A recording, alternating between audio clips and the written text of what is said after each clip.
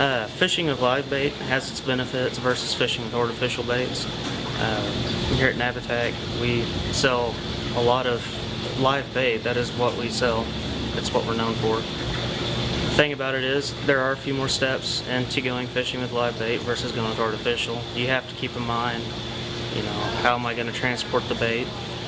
For instance, using worms is much simpler than using minnows, but if you use minnows, it's really not that much more work. Just grab a bucket, maybe bring a little few ice cubes if you have to keep them for a while, and it's really not that much harder. But usually the results of fishing with live bait versus artificial is better.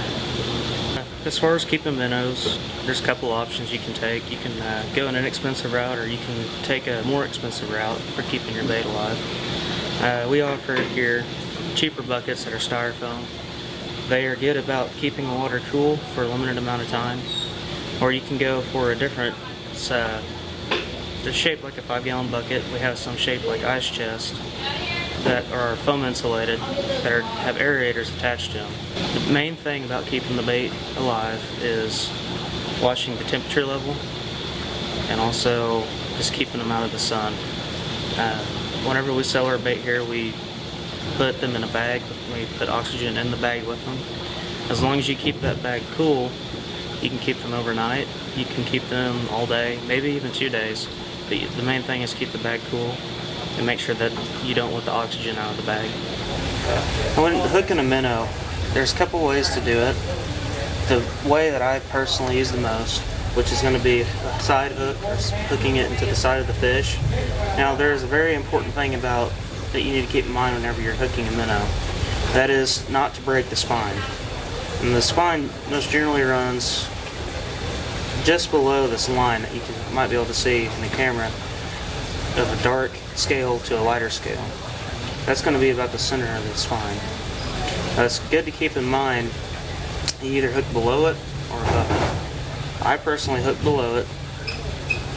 So you want to go, here's the line, and you want to go just below it. You also look, you're going to see a little bit of coloration and softness right here. It kind of makes an arch from the front of the fish back. That is where the float and the organs are within the minnow. If you puncture that, you'll kill the minnow very soon. It doesn't last on the hook very long. So usually right below these bottom fins here, you'll put the hook below the spine, hook the minnow towards the tail.